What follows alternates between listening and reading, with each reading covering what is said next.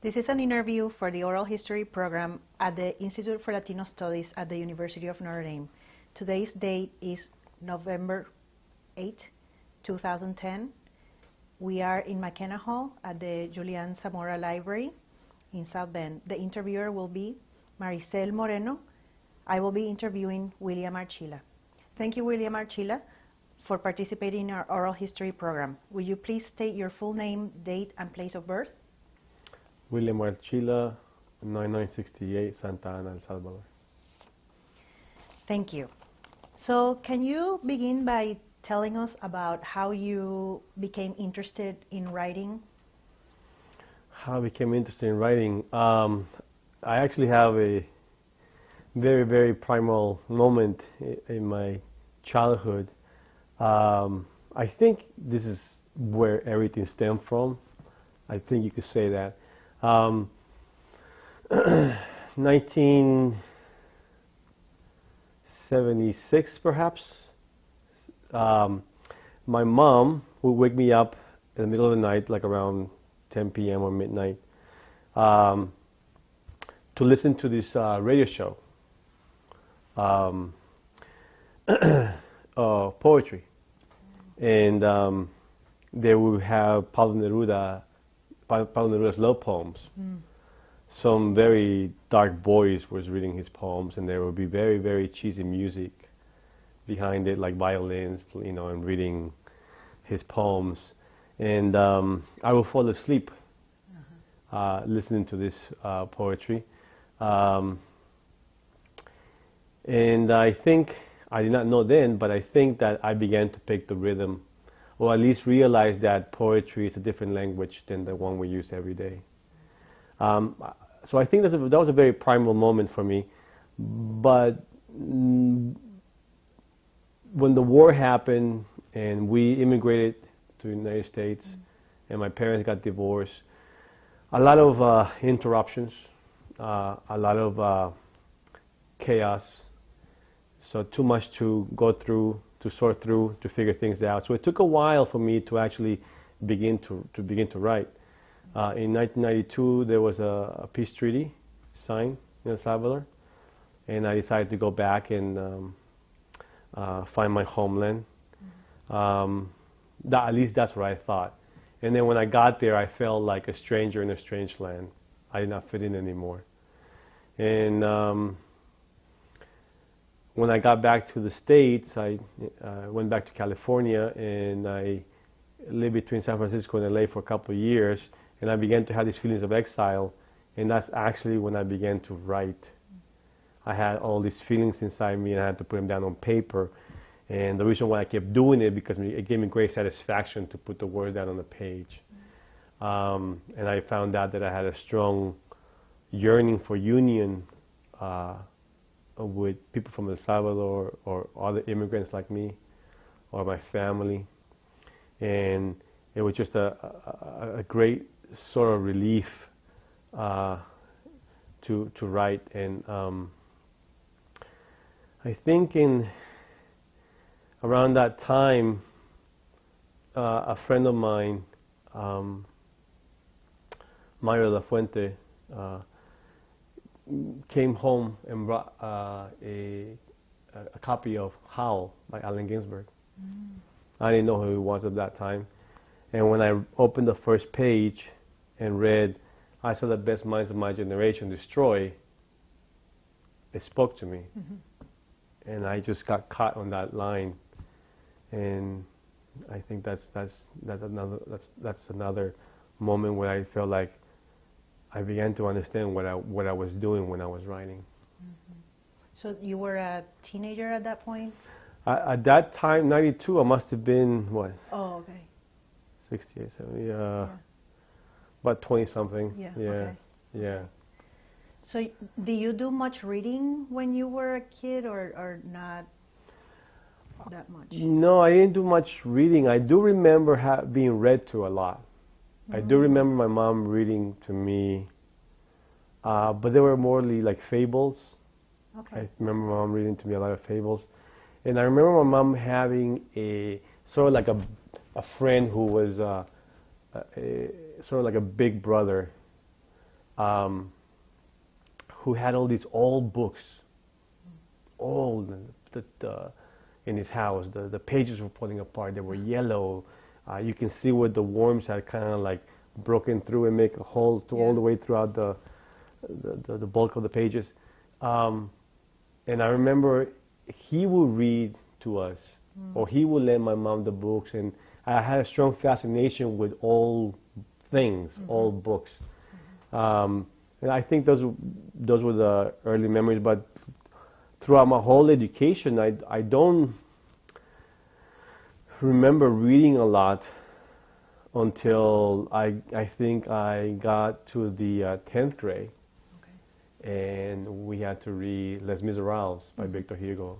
I think that was the first book I read. You know. Like captured your attention. Yeah, it captured my attention. John Valjean. And then it just became a personal fascination to read for me. I just went to the library and got books that I felt that I was supposed to be reading, because one of the things that I realized later in my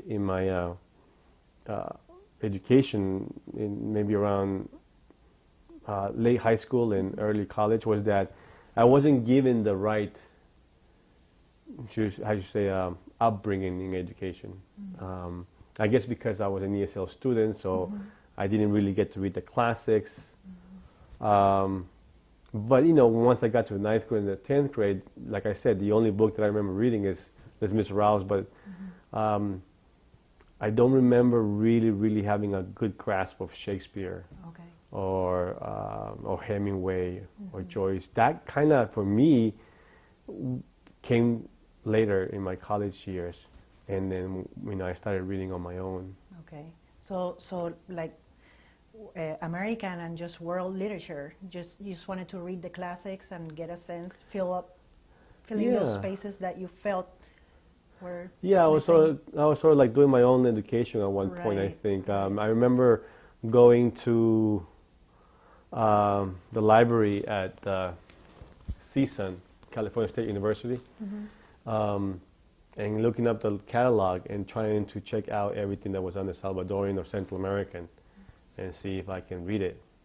I don't think I ever finished the list, but that was one attempt I remember at doing that, trying to read as much as I can, because I felt like I was behind. I always feel like I'm behind. You know, I always feel like I'm always trying to catch up with things now, and it's because I think it's just that whole interruption that I had, you know, from, you know, maybe the age of 8 up to early 20s, I think. You know, where I actually began to realize, wait a minute, something is not quite working here. Yeah. So you mentioned looking for some Salvadoran literature, and so you were also interested in Latin American literature. Yeah. So the quintessential question that we always ask poets and authors, you know, who have been your major influences? I'm sure there's many that you could mention, but if you had to pick a handful, you know.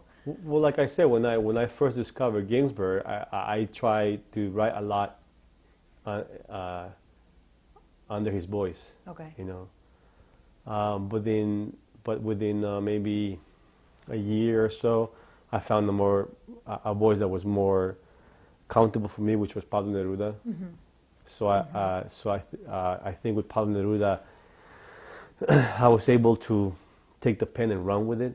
You know, I was able to go to the kitchen, look at the olive oil, see how it runs, look at the salt shaker and the black pepper, remember the streets in El Salvador, the cracks on the streets, you know, smell the oregano, remember the small country of El Salvador. It really brought me back and influenced in a way where I felt very comfortable. And of course, as I kept reading, I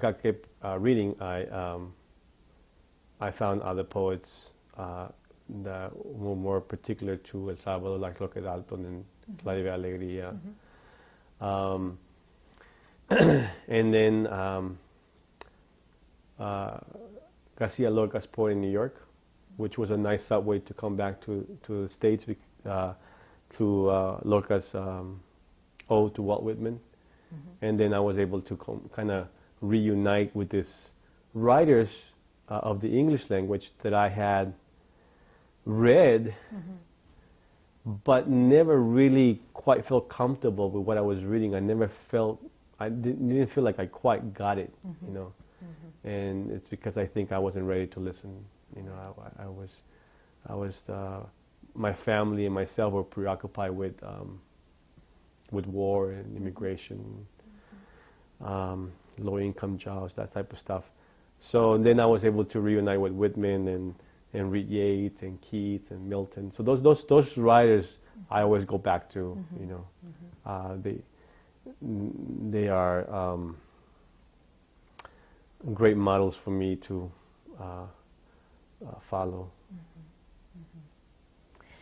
Do you want to share with us details about growing up? What do you remember about growing up, or expand on your years in El Salvador?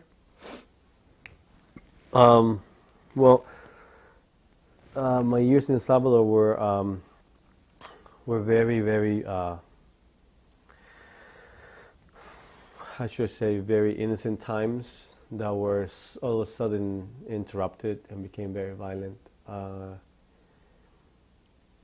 I remember a lot coming home from school and taking off my school uniform, putting my sandals on, my shorts, and just running out to the street. And every time I ran to the street, there was always a crowd of young boys, and there was a soccer ball or a plastic ball or a rag ball, and we had the greatest games, I remember. And I knew everyone knew me, and we knew who lived down the street. And that was, I think that was one of the greatest times for myself. And suddenly, little by little, we started finding dead bodies in the streets on our way back home from school, or on the way to school in the morning, actually. And sometimes the bodies tend to be people you know, sometimes friends. And so the question that would obviously pop to any teenager at that time would be, who's next? Is it going to be me? And so we were living very horrible times, and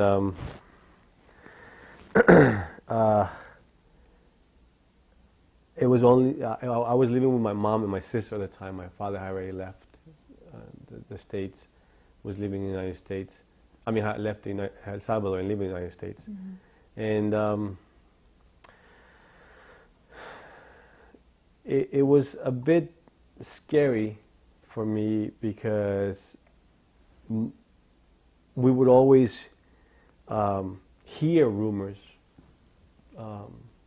about people in the neighborhood who were sort of like working in secret for the police or for the soldiers, and they were calling it, you know, I said that he's going to put the finger on you, like, you know, te va a poner el dedo, which means he's going to point you out, you know.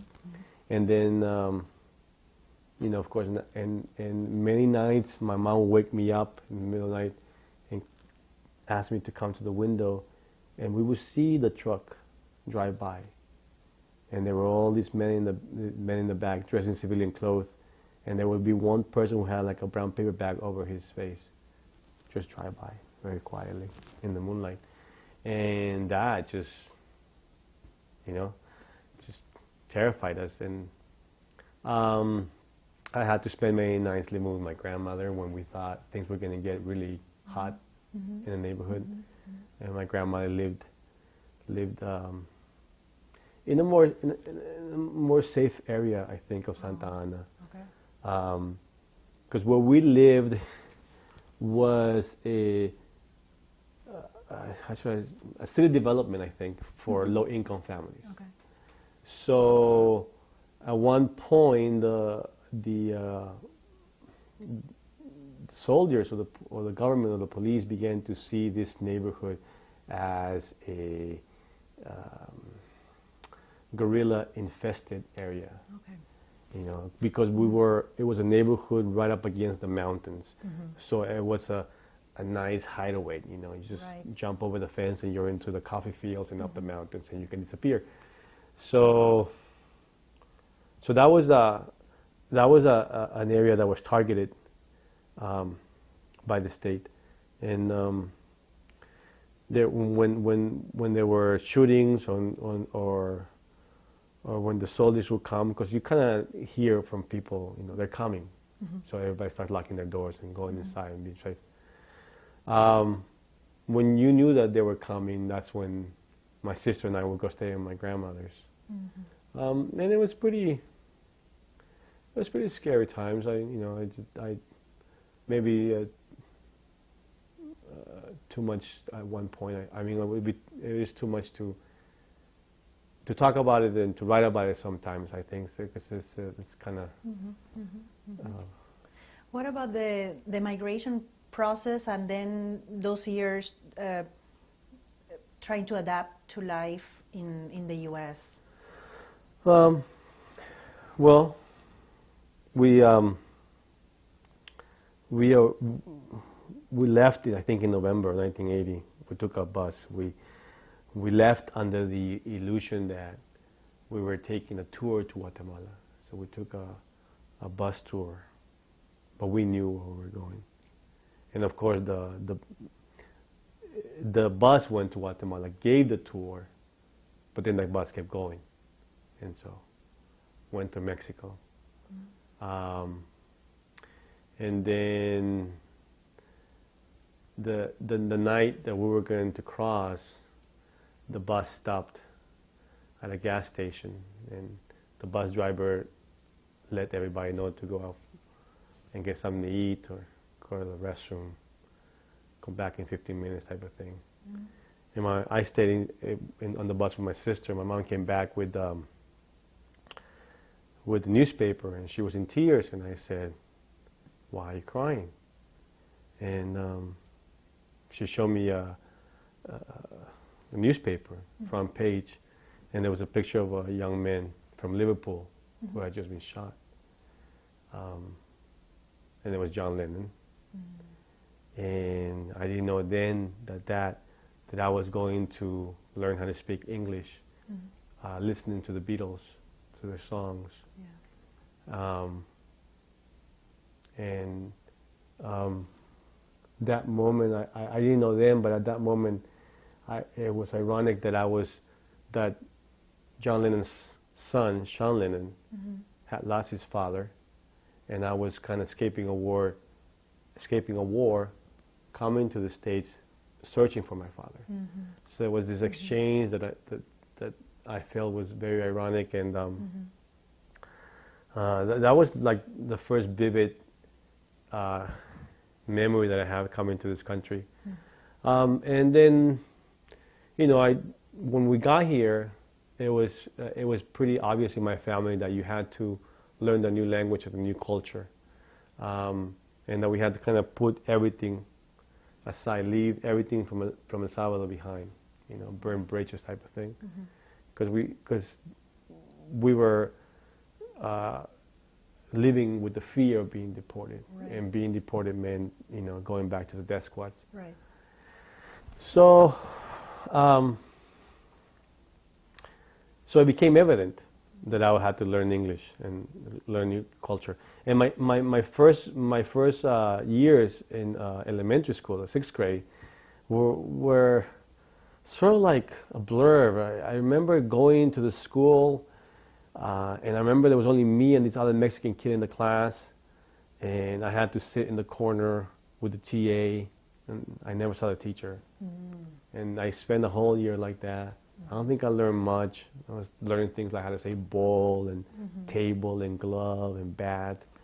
Basic. But then But then when I went to the 7th grade, my father decided to move into this neighborhood where was a neighborhood that was very close to another prominent neighborhood, and I was able to go to a very, I guess you could say, a very prestigious at that time middle school. Okay. And they had a great ESL program there, and I was able to learn English in 2 years, and just, you know how they say, took the money and ran with it. Right.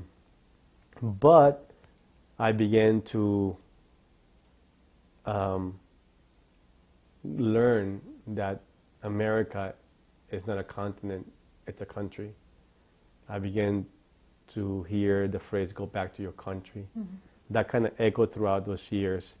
And so as I went through the process of my institutionalized education and my Americanization, I think I literally went numb, you know. And I just kind of went through the motions and just did what I was told to do and just did my work. You know, and I did that until my college years, and when I got there and I began to learn,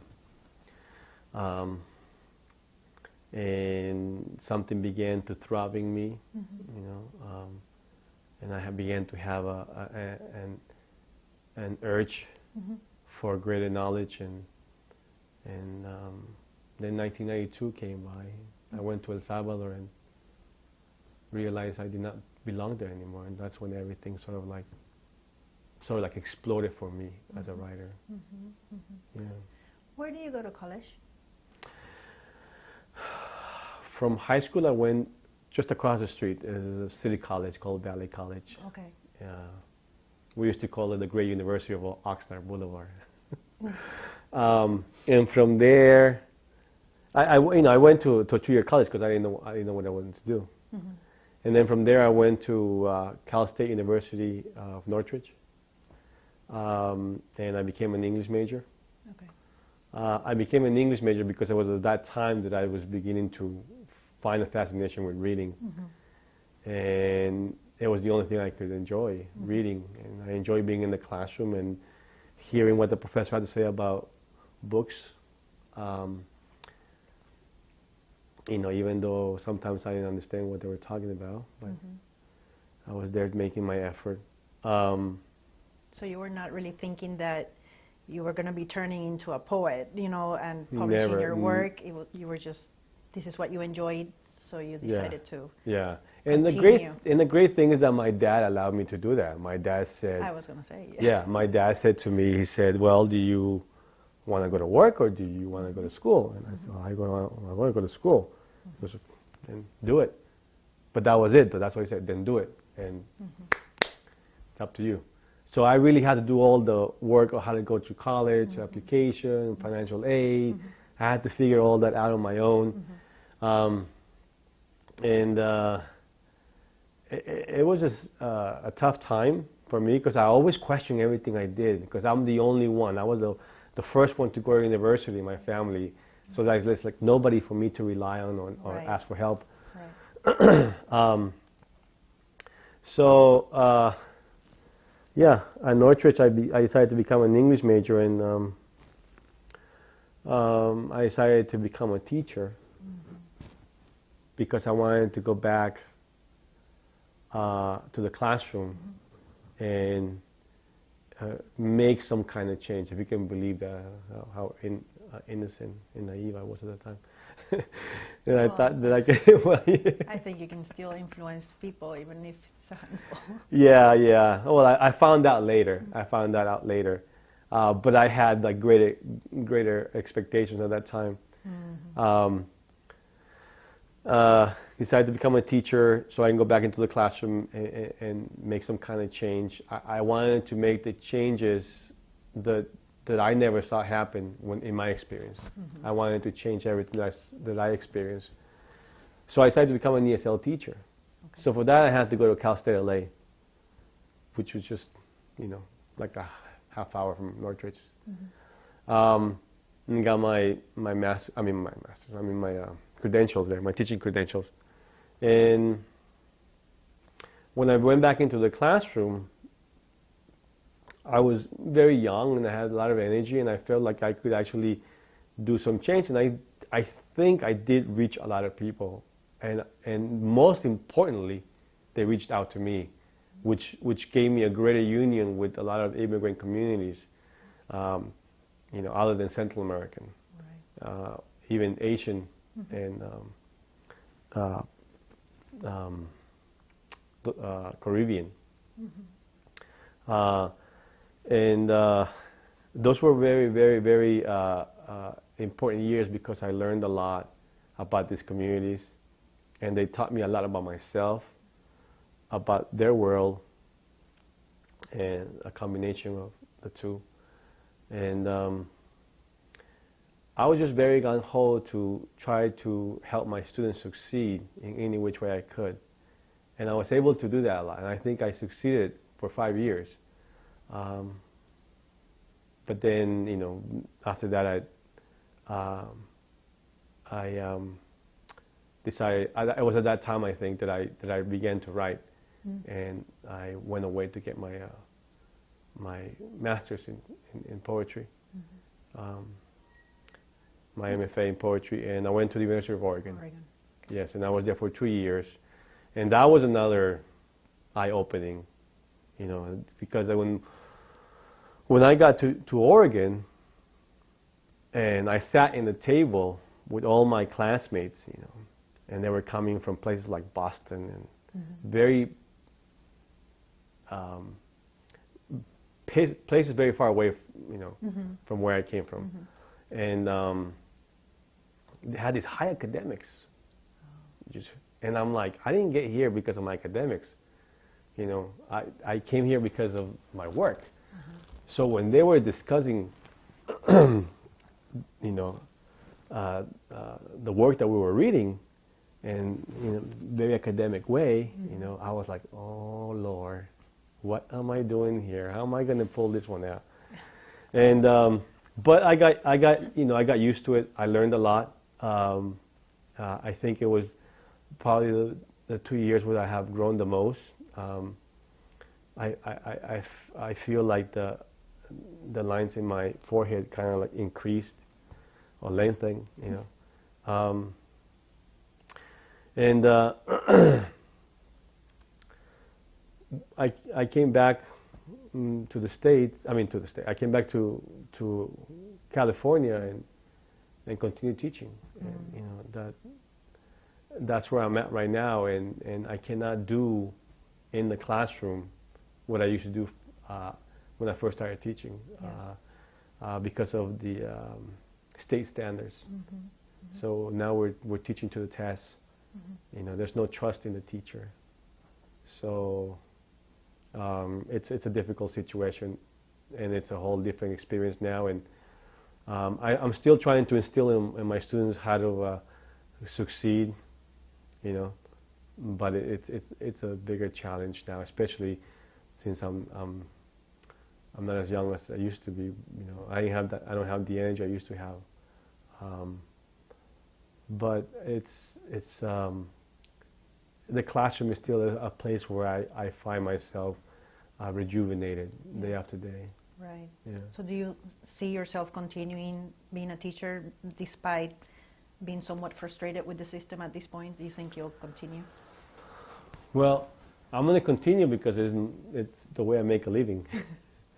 At first I thought, you know, I was a teacher because I didn't pay enough attention in the classroom, you know. But the more I thought and the more I learned, the more I began to realize that teaching was sort of like an extension of love, you know, a service. And when I get, you know, I get the students who are reading behind their grade level, and I spend a year with them. And when I think about the last day when they walk out of the classroom and compare it to the first day when they walked in, it's just such an amazing difference and growth, not only academically but also in terms of as an individual, you know, and that really touches me with great significance, and so I think that's why I keep going back, and I think I'll keep doing it, you know, unless somebody tells me, you know, you can teach poetry and get paid as much as you get paid at the district, then maybe I'll do it. But until then, I'm stuck with this job. Have you found any outlets to teach poetry to these teenagers that you're working with? Not anymore, because of the state standards, and we have a scripted text, and that you have to cover day by day. I just mean like beyond the classroom, beyond. Are there any opportunities at all, or no? Not to high school students. Sometimes, you know, I have an opportunity to teach a workshop, but to adults. Okay. But I could say that when I started teaching, and there were no state standards, I turned my whole ESL classroom into a poetry workshops. Oh. And so I was teaching my ESL students how to read and write through poems, and we did a great job, I think, because two of my students won the first and third prize in the high school contest for the LA Poetry Festival. Wow. And they were competing with regular students, you know, and that's amazing. So that and that when those kids, you know, when those kids won, and we got to go to do the reading and pick up the check and everything, that was like as important as their graduation. You know, it was, for me, watching those kids would just fulfill so much that was left unfulfilled, you know, in my teenage years. Well, I'm sure it meant a great deal to them too. Yeah. It's the kind of experience that can change someone's life. Life for entirely, sure. Yeah. So, let's maybe move on to talk a little bit about, well, first I would like to ask,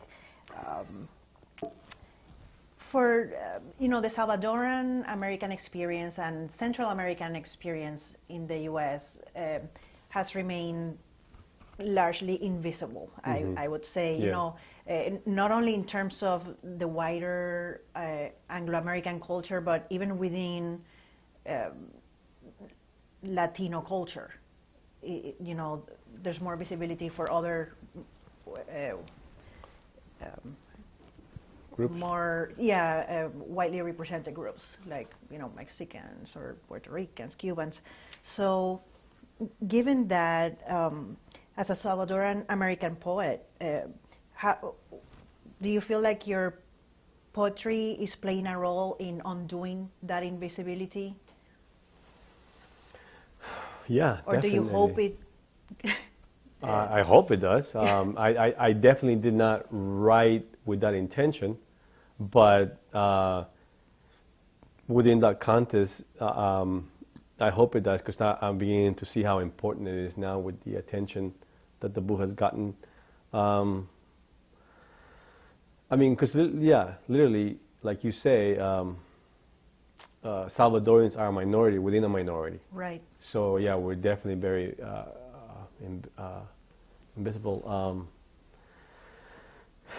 So the book, I'm hoping that brings attention to the community, because most of the attention that's given to El Salvador, it's a negative one. Absolutely. Yeah. For example, a while ago, I think National Geographic had a documentary on the Salvadorian gang, MS-13, and they called it the world famous gang. And it seemed to have a very sensational tone to it, the world famous gang. Yeah. Or the world most famous gang, I think it was called. And it was it depict the whole experience, but it never gave any answers as to what can be done about it. You know, so it was just a depiction of how violent these people are. Right. And of course, we finally get our moment in national TV, and it's a very violent picture. And I'm not to say that that's not a true part of Sure. the story, but there is this other side that, you know, doesn't get attention, and I'm hoping that the book at least would be at least a step in the right direction for that. Right, right. Definitely. I mean, many of the themes that you cover in your poems, I see them as directly related to where all this violence that gets the media attention stems from. Yeah. You know, but people just focus on the present and don't look back and see where all that originated. Right, right. Yeah, exactly. It's all a manifestation, at least in my view. Yeah, because a lot of the past. a lot of the, I mean, a specific example about that is, you know, when the gang members from MS-13 get deported. Yes. And they're thinking, that's good, they deserve to be deported, but don't think about how did this originate. You know, how did this originate in El Salvador, where these kids who were fatherless were, some of them, not all of them, but some of them were taken at a very young age and became soldiers or guerrillas, and learn how to actually, you know, do some really gruesome things with knives and guns and who knows what, and then came to this country. And when they were not given the attention and the respect that they thought they were going to get in this country, decided to look for other venues, like gangs. And then there's this other side to it, where you have kids who come from El Salvador fatherless, escaping the war, a war that was backed up by the U.S. Right. Came to this country and had to spend their nights in the inner city streets because their moms were working the graveyard shift. And so they had, you know, after school, mom is not there, but these kids out in the streets are calling me, and they're telling I'm a gang member. Right. So, yeah, there's not much talk about where that came from, you know, and there's always this talk about how to put away these people, right, but not how to help them heal. You know, so there's no. I think that you know, we're creating more jails, so, you know, instead of more schools. Exactly. So I don't. Improving the programs, yeah, you know, in education, which is the key. Right. You know? Exactly. So, Father Greg Boyle at Homeboy Industry does a great job in Lincoln Heights in East LA, where he has this program where he gives gang members who want to live that life, he gives them a chance to have a job. And he has created this program in this industry where they have a restaurant and they work there, they have a bakery, they create products. I think they sell shirts and stuff like that, and those kids come and they learn a craft, and a lot of them have left that type of life. You know, and he has a saying like, nothing stop a bullet like a job. And I'm like, that's wow, that I mean, pretty that, powerful. yeah, I mean, that's not, you know, I'm not saying that's the answer, but it's definitely a better way than building more jails, you know. Absolutely. Yeah. Absolutely. So moving on to the art of exile, you said you started writing these poems after, well, in grad school, about that period? I think I had about maybe 20 of these poems written before I went to Oregon. Oh, really? But they were not in the state that they are now. Sure. So I think I knew what I was, when I came to Oregon, I already knew what I wanted to do. And I knew which direction I wanted to go. But I had to, again, find my way, kind of plow through all the stuff that was thrown at me, you know, with theory and right. who knows what, you know, in seminar after seminar, academia, and I had to stay true to who I was and what I wanted to say. So what I actually learned in Oregon was the craft. Okay. And then, of course, other poems came out after Oregon. And, you know, it took me a long time to finally hone down the poems to what they are today. And to be able to let them go. Right. You know, because I could continue Sure. revising and revising and revising, you know. Yeah. But at one point I had to let them go, and I'm like, this is as far as I go with this poem. And some poems literally took 6 years, and some poems maybe took a week, you know, a month. But one of the things that I learned from revising this work was that I learned to be a little bit more tolerant, more patient. With yourself? With myself, with the world around me. To be a little bit more compassionate, more loving or more human, you know, more open to another person's experience. Which is, I think, the greatest gift that poetry has given me, to be able to do that, you know.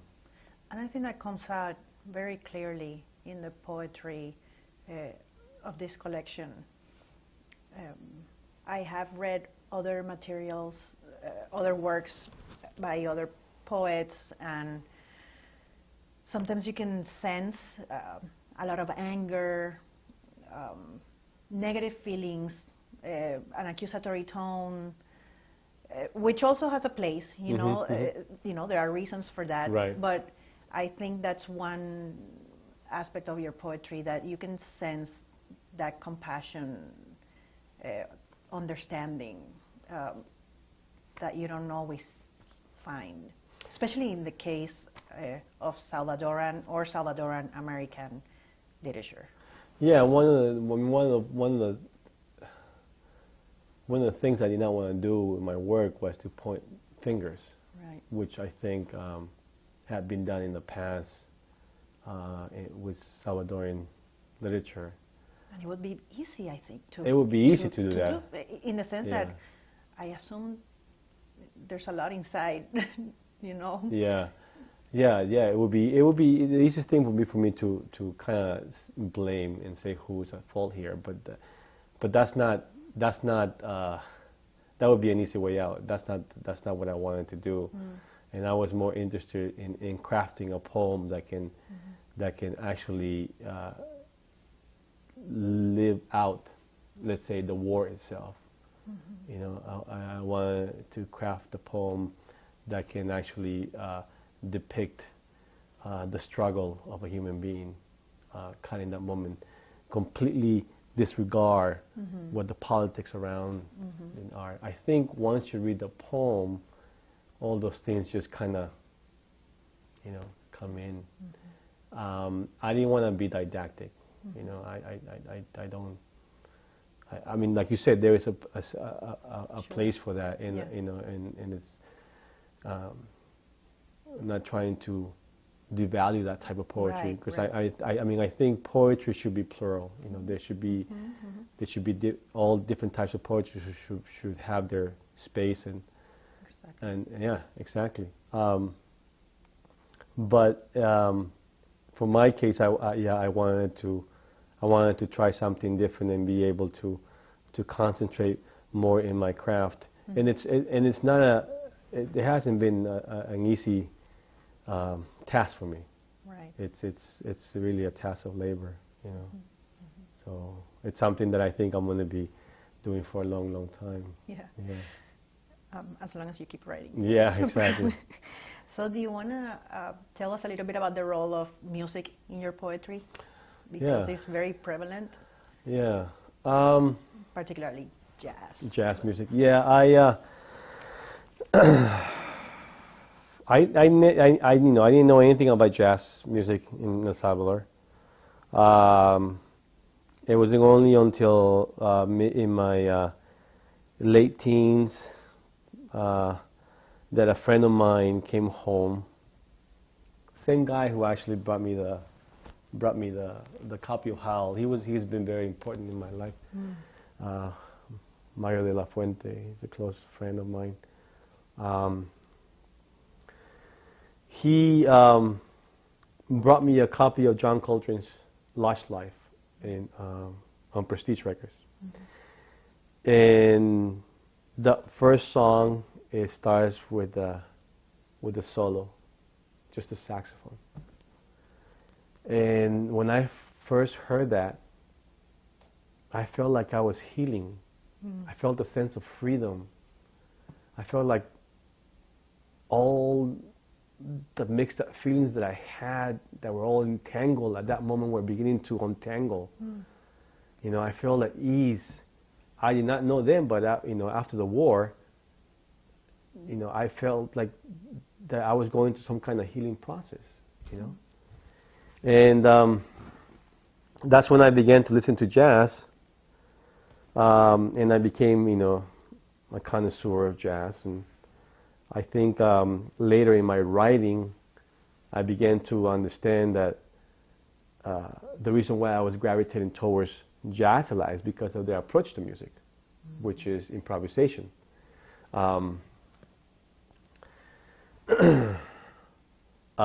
It's very courageous for a jazz poet to get up on stage every day and to play the same song that he has been playing the last 5 nights in a different way.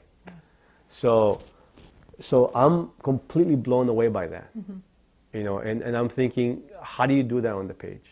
How can you improvise? And I try to take that approach towards poetry, you know, in terms of thinking like, you know, where does the poem end? Where does the poem begin? You know, how many times more can I rewrite this poem?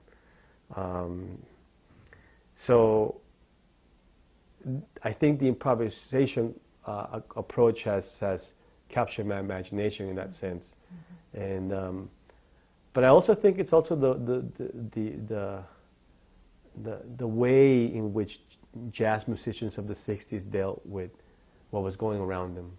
You know, the politics that was going around them in their communities, the socioeconomics.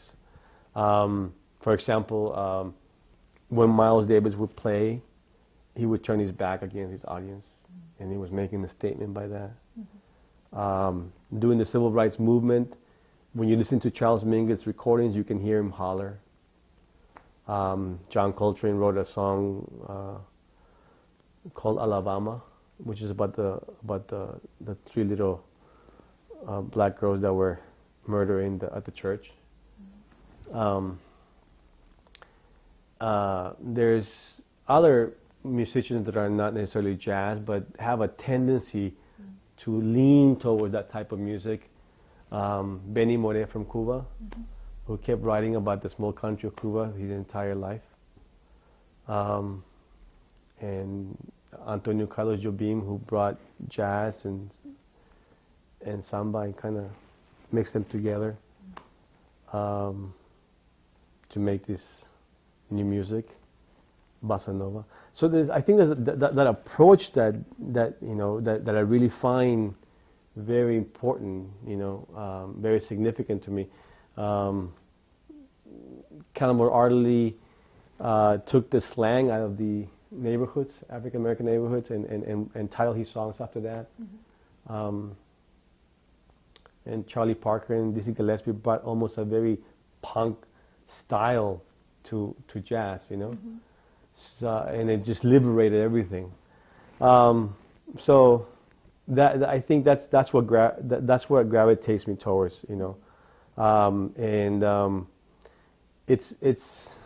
It still blows me away when I hear a jazz musician today, you know, just rip through a solo, and I'm always left wondering, how can you do that on the page? You know? You spoke earlier about, regarding jazz, the links you see between the Latino community and the African American community. Can you say a word about that? Well, one of the things that I noticed is that the African American community, through the civil rights movement, has how you say, left a foundation that has enabled immigrants to have an easier time. Not to say that they have an easy time, but to have an easier time when they come. And I don't think we as Latino immigrants acknowledge that. And you can see that when you think about the rifts between the Latino community and the African American community. Maybe not so much between the Caribbean community and the African American community in the East Coast, although you can debate about that, and you know. But from my experience, I always find that there is this, especially in the Salvadoran community, there is this strong resentment towards African Americans in South Central. There's huge divisions, you know, and then in El Salvador, there's this idea that there are no black people there, you know, and there was I think in 1932, I believe, I might be wrong, but I think in 1932, I think the Constitution was rewritten, and with the idea of getting rid of indigenous people, and believing the idea that none of those people or people of color lived in El Salvador. Wow. And so there was this period that came to be known as La Matanza, where all the indigenous people, I mean, a big portion of indigenous people were killed. You know, they were gathered and they were loaded on the trucks. They were taken up to the mountains, asked them to dig a trench, line up, shot, buried. So that created this fear in the Salvadoran psyche that I think I stayed with them. And so you never talk about your indigenous side. So it's very hard to understand a person of color, I think. I mean, these people in the 80s left El Salvador, escaping a war. Then they come to South Central LA, and there are all these gang wars going on. So they just find themselves in the same spot. And all these resentments and all these divisions begin to, you know, boil between them, between the African American community and the Latino community. So I don't think much of that is acknowledged. Right. You know,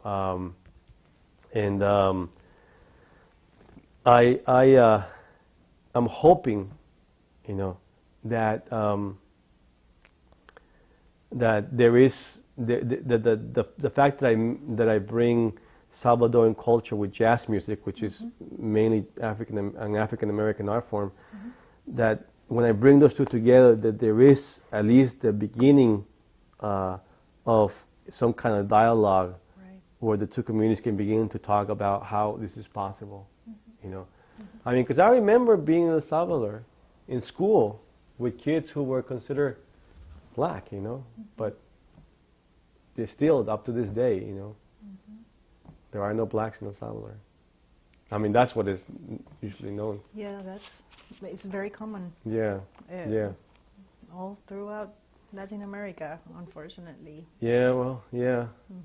I mean, in Honduras. In some cases it's more pronounced than in others, but yeah, it's a shame. So perhaps one last question. What are you working on now? And have you thought of, do you think you will ever write short stories, novels? Do you see yourself exploring those other genres? I'm very comfortable with poetry. A lot of people tell me that I should write a memoir, that I should write fiction. But I don't know. I'm not comfortable with that right now. Okay. I don't know if I know too much about dialogue. You know, I guess I could learn it, but so I'm still sticking to poetry. And what I'm finding out is that I think I'm repeating myself. You know, I keep going back to the same themes. You know, the war, immigration, exile. And I'm really hoping that it's from a different perspective. I mean, most poets that I know, that I like, they keep going back to the same themes over and over again. Even a poet as successful as Philip Levine, he keeps going back to the same themes, you know, the working class in Detroit. It just each time from a different angle. But I can't help the feeling that I'm repeating myself, and I don't want to repeat myself. So I always feel like I feel this pressure, like I have to reinvent myself. Which, if it becomes such a conscious move, I feel like I'm gonna break something that shouldn't be fixed. You know. So I'm still writing about being an immigrant and writing a little bit more personal maybe now. Okay. But I think it's I don't know. Some people might think it's masochist, you know, to be writing about being in exile all the time. But it's the only thing I know. Right. And you know, you don't. I mean, being in exile now, it doesn't always have to be a geographical location. I mean, you can be exiled from your family. You can even be exiled in a room. Right. So I think it's something that I'm going to keep going back to it, and I'm just hoping that it will be different. But I definitely stick into poetry. Thank you so much, William Archila. Thank you so much. Thank you to you.